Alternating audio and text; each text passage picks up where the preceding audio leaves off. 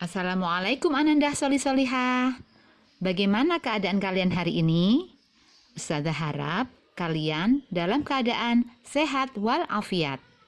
Alhamdulillah, hari ini kita bisa berjumpa dalam pembelajaran tematik tema 6, subtema 2, muatan pelajaran bahasa Indonesia bersama saya Ustazah Irma Mukhalidah dari SD Islam Tompekersan, Lumajang. Sebelum belajar, mari kita berdoa bersama-sama. Bismillahirrahmanirrahim. Raditu billahi rabbah wa bil islami dinah wa bi Muhammadin nabiyya wa rasulah.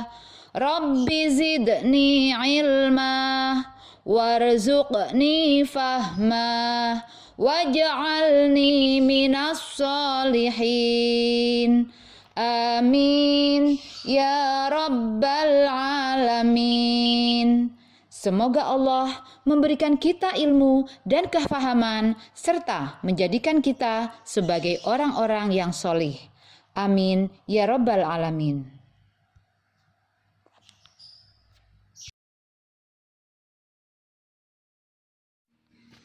Anak-anakku yang Ustazah banggakan, di pertemuan subtema 1 kemarin, kita sudah belajar tentang teks eksplanasi. Masih ingat apa itu teks eksplanasi? Ya, teks eksplanasi adalah teks yang berisi tentang penjelasan berbagai peristiwa yang terjadi dalam kehidupan.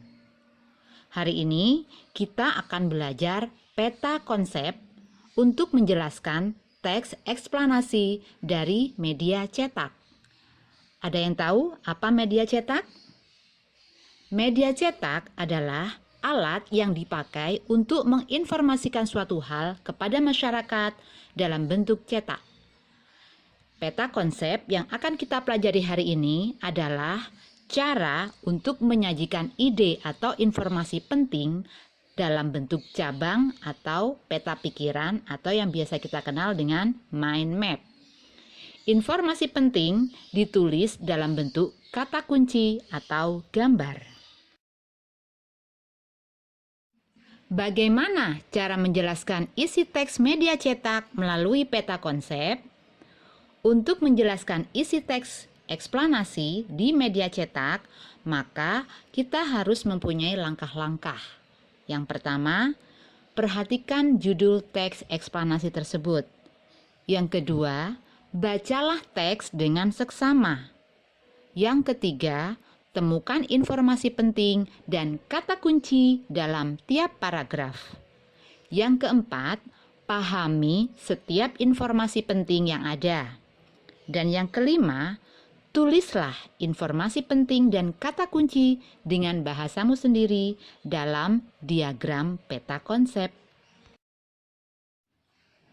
Contoh diagram peta konsep teks eksplanasi. Perhatikan buku Bupena 5C halaman 31-32. Di halaman tersebut ada teks eksplanasi dengan judul Memasak dengan Teknik Wood Fire. Untuk membuat diagram peta konsep, maka yang pertama, tulislah judul terlebih dahulu, teknik memasak wood fire. Kemudian, temukan informasi penting dan kata kunci dari teks eksplanasi tersebut. Informasi penting dan kata kunci ditulis di dalam poin-poin yang sudah kita siapkan. Ada 3 poin. Yang pertama, pengertian wood fire. Poin yang kedua, kelebihan wood fire.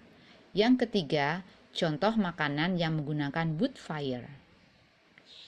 Setelah kita tulis informasi penting dan kata kunci, lalu yang kita lakukan adalah membuat kesimpulan dari teks eksplanasi tersebut.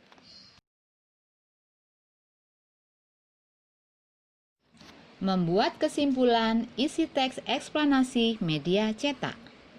Untuk membuat kesimpulan suatu teks eksplanasi, maka kita harus mengambil inti sari dari informasi teks berdasarkan apa yang telah diuraikan dalam poin-poin atau peta konsep.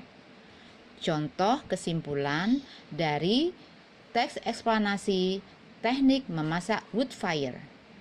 Kesimpulannya adalah memasak dengan menggunakan teknik wood fire dapat menghasilkan aroma yang khas, terjaga nutrisinya, makanan terasa lebih lezat, menghasilkan tekstur yang lebih renyah, dan kematangan makanan yang pas. Setelah kita belajar membuat peta konsep, mari kita belajar menjelaskan isi teks media cetak melalui pokok pikiran. Masih ingat apa itu pokok pikiran? Pokok pikiran adalah inti dari pembicaraan dalam suatu paragraf. Pokok pikiran atau disebut juga gagasan pokok atau ide utama atau pikiran utama.